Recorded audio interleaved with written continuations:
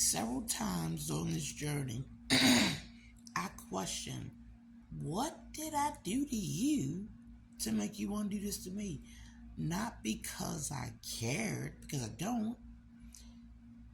It just shows that out of 300 people in the world, there are people who can be paid to hate on you. I don't believe that. Some of these people I met 10 years prior, some of these people shouldn't even know that I know them collectively. There's something basic deep inside these people that they are willing to do this. When I saw some of these people, they didn't come and say, tell me to help you. I know you're not that kind of person. Let me help you.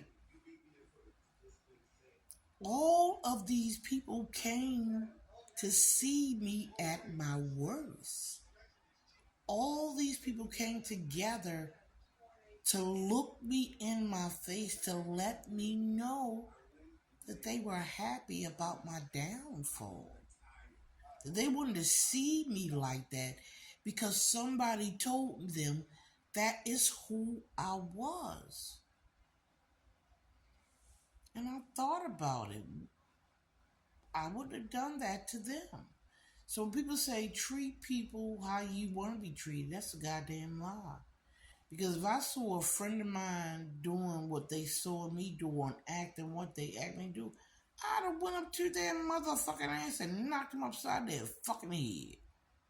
What the fuck is your problem? What are you doing?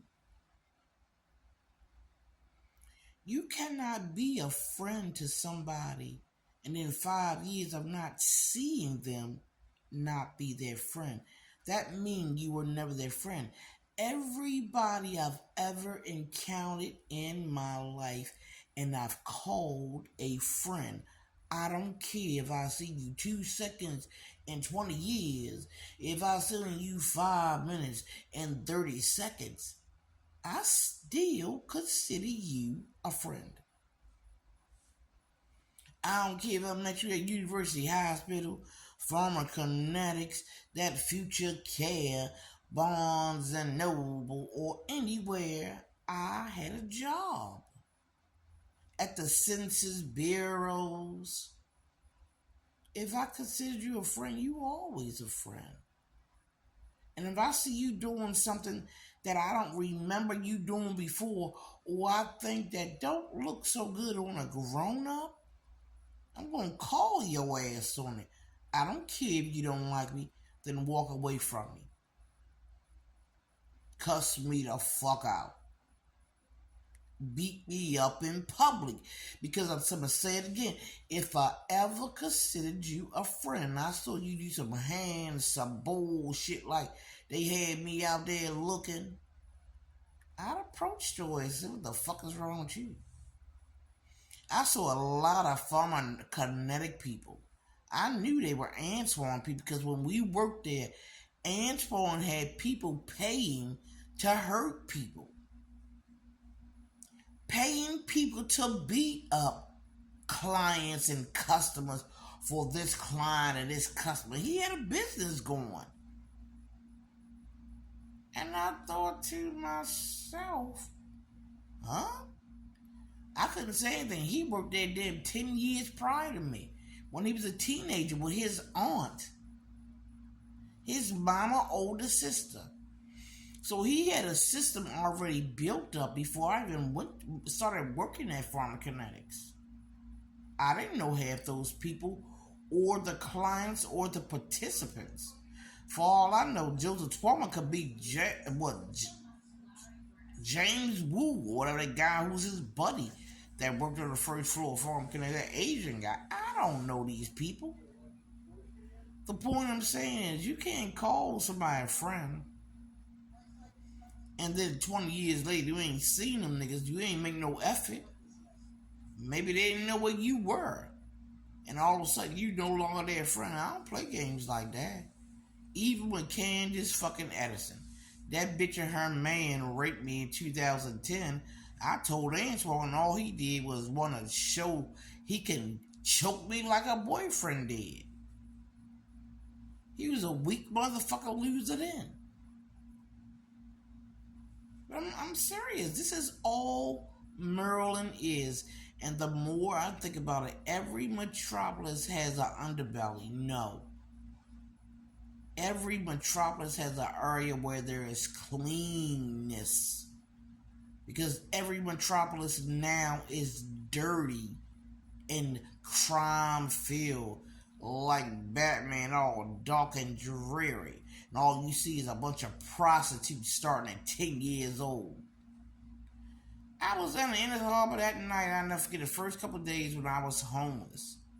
This white man came and said he wanted a 5'3", 250-pound black girl. Now, I don't know if she was sprayed or she did this willingly, but that young girl was a prostitute at the Inner Harbor with those Baltimore police, Inner Harbor detail police riding around that cruiser, not doing no jobs but drug dealing, selling ass, and human trafficking, picking up and buying and selling homemade liquor, nigga.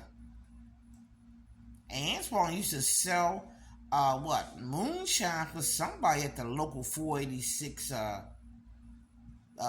union he was in when he was a plumber. I don't know these people. These are conversations I heard. And contrary to you might believe, I am loyal and I am honest. And I never told that nigga secrets. But when I left him, he still wanted to kill me.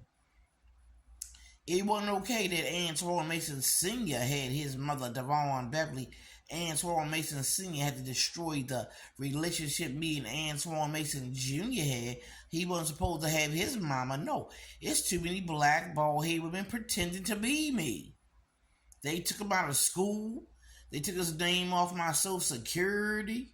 They took my name off of this, took my name off of that. I lived in California, I lived in Pennsylvania, and I ain't lived nowhere but dirty-ass Baltimore, Maryland for 54 fucking years. And yet I'm going to say it again, this does matter. Because whether she this color or not, she could be a junkie in the street. That's okay. You're not going to exploit a caravan.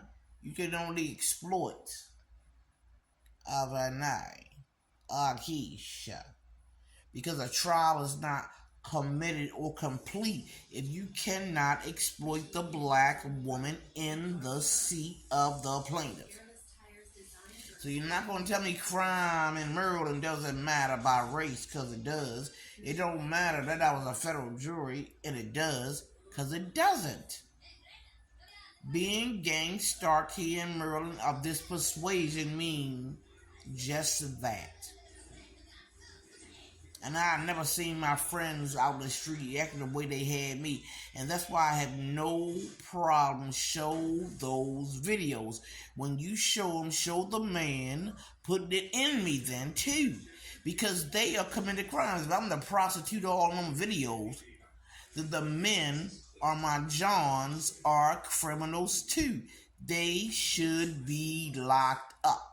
So I'm going to tell you again, that Cruiser 91109 or whatever, that police department detail in the harbor should have arrested my prostituting ass and those Johns, but they're too busy out being the pimps and the Johns, being the drug dealers and the prostitutes and everything else, being the one selling that illegal weed in them smoke shops up and down Charles Street, up and down Light Street, up and down Baltimore Street. But no, a Middle Eastern boy can pull out his penis and masturbate in front of a whole bunch of people and children riding around in dinosaurs, but everybody says me who's the problem, and I'm blackmailing people. Hell no. I'm still law-abiding and being gang-stalked all here in Maryland, from the mayor, the governor, and who else is down. Because if you're this persuasion and they can't exploit you, you will never receive any justice in Maryland.